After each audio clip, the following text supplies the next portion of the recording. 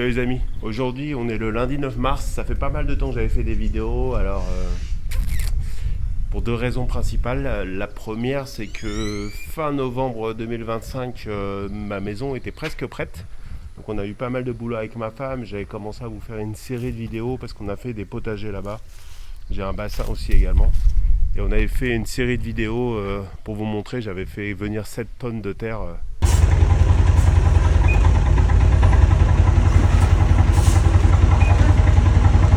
Ja, ist alles.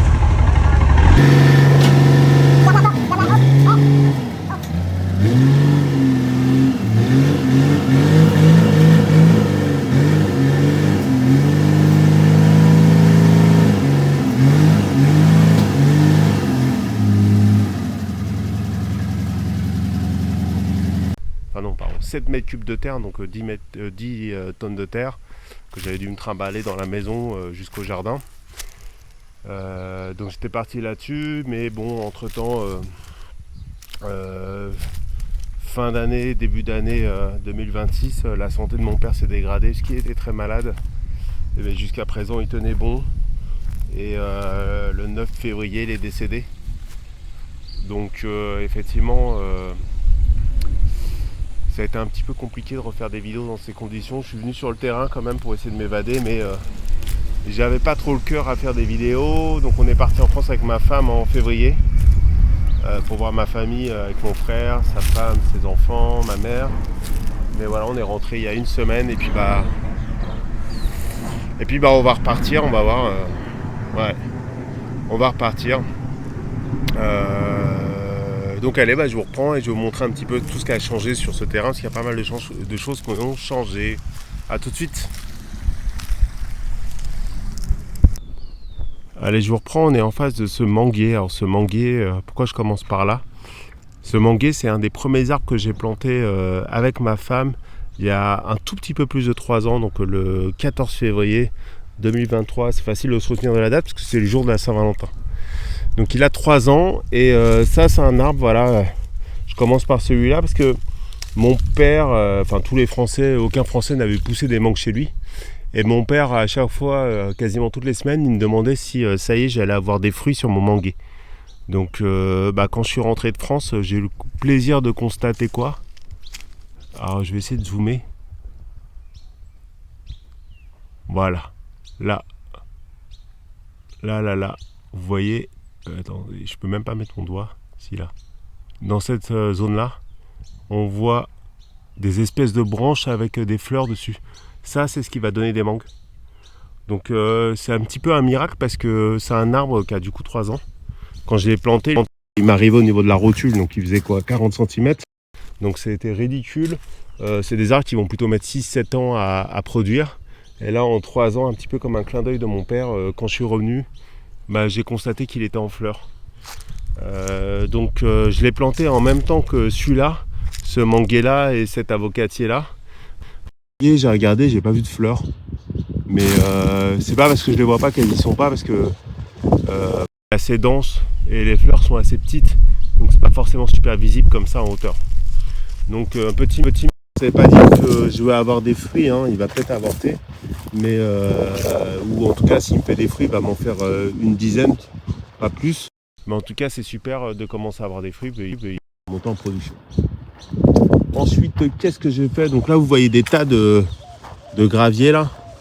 Ça c'est ce que j'ai récupéré des travaux de construction chez moi, hein, parce qu'ils utilisent le gravier pour faire du ciment. Du coup il me restait un tas de gravier, donc je me suis amusé à le trimballer. Alors ça fait des tout petits tas, hein. Mais voilà, je me souviens que la dernière fois j'ai déchargé ce tas là, j'étais au téléphone avec mon père par exemple. Ici j'ai mis des bâches parce que là l'herbe, on voit qu'elle repousse, hein. Donc je lutte. Avec ces bâches là c'est plus simple de contrôler parce qu'elles font un effet de serre et elles sont imperméables. Donc tout en dessous est en train de cramer là. Donc ça tue, ça crame toutes les graines aussi. Je l'avais déjà constaté quand je l'avais utilisé sur le terrain. Donc maintenant je la laisse 1 mois pour être sûr que c'est tout bien cramé. Ensuite je vais les déplacer et je vais me refaire tout mon chemin comme ça propre parce que c'est un enfer à arracher. Ensuite mes fruits du dragon, donc j'en ai planté, hein, pour ceux qui se souviennent, j'en ai planté des fruits du dragon, hein, c'est un cactus qui donne ce fruit là. J'en ai planté un peu partout. Donc ça, c'était des branches qui ont été cassées par les ouvriers dans ma maison parce qu'il y avait un énorme plan. Et donc du coup, j'en ai planté un petit peu partout sur le terrain. Donc ils ont tous pris. Alors là, il n'a pas fait de pouce. Mais sur les autres que je vais vous montrer, on voit des oreilles qui ont commencé à pousser. Donc c'est super marrant. Là, dans les phénomènes, donc j'ai un origan. Qui est un origan. Celui-là, c'est l'origan qui est utilisé dans les pizzas italiennes. Qui est en fleurs, qui fait des fleurs un petit peu blanches. Donc ils sont très très bons. Donc des fois je l'utilise, je le prends. Et là j'ai mon coton. Alors l'arbre à coton, enfin cotonnier, je sais pas comment on appelle ça. Donc ça fait des fleurs, comme ça. Et ces fleurs se transforment en coton. Donc dedans il y a une espèce de graine. À chaque fois il y a une graine. Chaque graine va donner un plant. Donc c'est super marrant.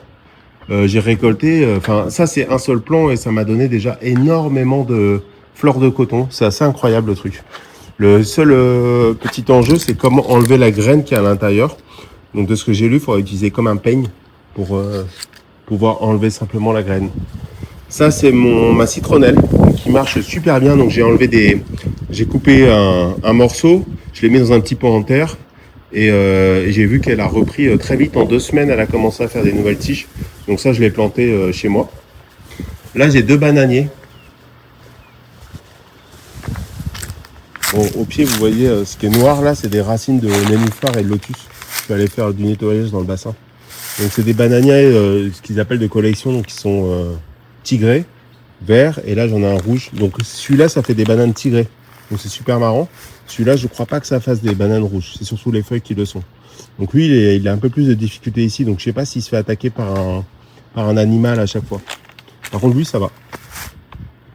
Donc celui-là, c'est celui qui m'a coûté le plus cher. Celui-là, il m'a coûté environ 80 €, là où celui-là, il m'a coûté 15 €. Un bananier, en général, quand vous l'achetez ici, ça vaut 4-5 €. Ça pousse très facilement, donc c'est pas très compliqué d'en trouver. Voilà un de mes gros chantiers que j'ai fait un petit peu pour me défouler.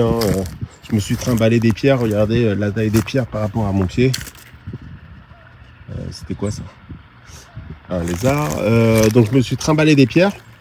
Et j'ai fait un jardin surélevé dans lequel j'ai mis des tas de branches, des déchets, et il me restait pas mal de terre du terrain. Alors pas mal, tout est relatif, pas de quoi de remplir entièrement, mais j'ai pu remplir une bonne partie ici. Donc je vais le mettre à niveau. Donc là, il faut que j'aille chercher de la terre dans les côtés qui me restent. Ça m'a permis de dégager de la terre, des pierres. Toutes ces pierres-là, elles étaient sur le terrain disséminées.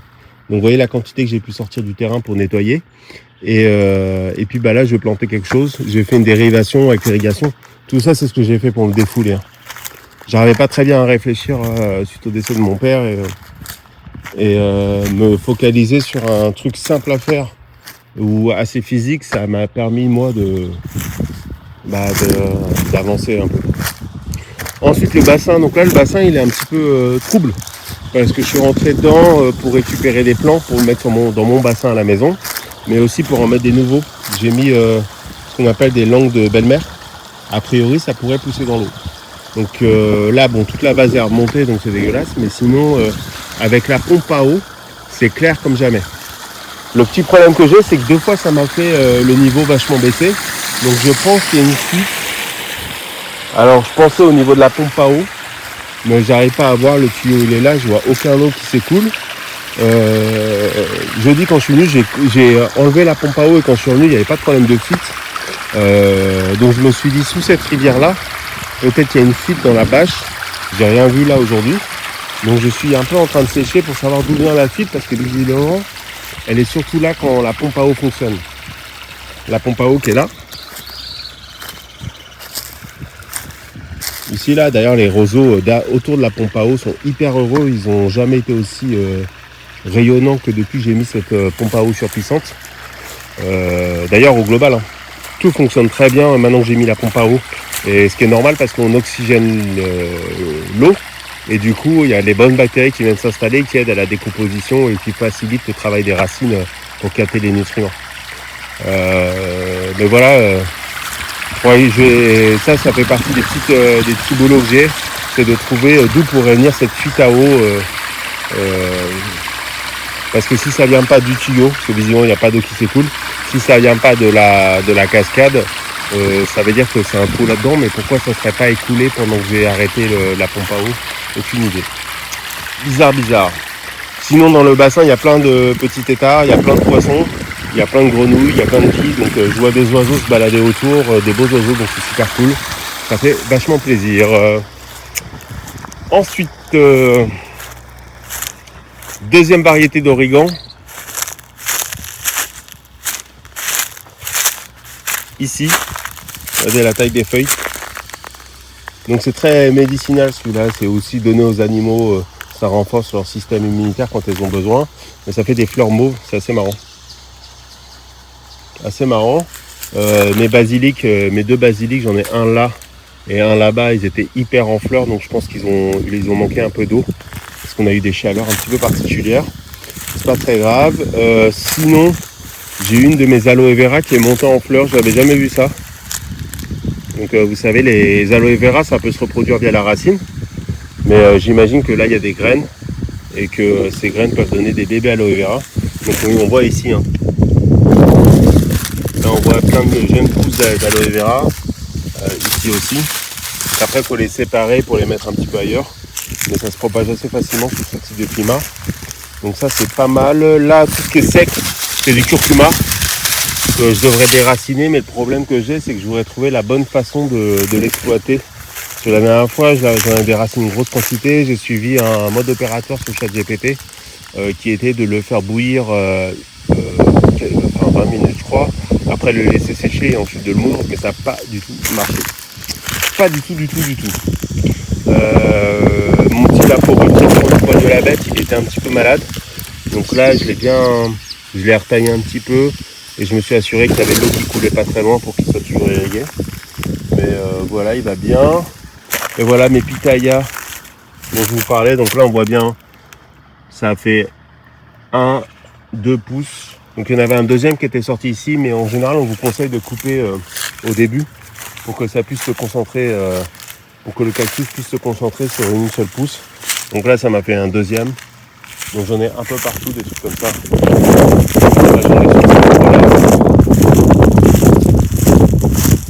Là regardez. Hop. Donc ça m'a fait une pousse ici. J'en ai dans celui-là aussi. Donc ça fait des fruits super intéressants. A été coupé par un problème de stockage sur le téléphone, c'est la première fois que ça m'arrive. Mais bon. Donc ouais, j'en ai mis ici aussi des pitayas. Regardez. Là ça sort des rejetons. Enfin pas des rejetons, ça fait des bras. Donc ça marche plutôt bien. Si c'était sur le terrain, j'ai eu 2 arbres qui sont morts. Ça c'était un agrume et ça c'est un guanabana. Enfin celui-là il n'est pas encore mort parce qu'il a refait des rejetons au niveau du pied, mais je les ai tous enlevés. Toutes les branches ont l'air mortes. Donc je ne sais pas ce qui s'est passé. Mais après le reste tout va bien. Mes bananiers, les manguiers, le litchi va bien. Les figuiers, les goyaviers, tous les agrumes vont bien à part ça. Donc bon, et j'ai tondu l'herbe aujourd'hui parce que comme on était parti 2 semaines en France, ça avait bien poussé. Donc voilà, tout va bien, en tout cas sur le terrain. Il n'y a pas trop le choix. Donc voilà, c'était une petite reprise en jambes, une remise en jambes en tout cas sur les vidéos. Et puis moi je vais repartir sur mon rythme, enfin je vais essayer de repartir sur mon rythme d'avant parce que j'ai énormément de choses à faire.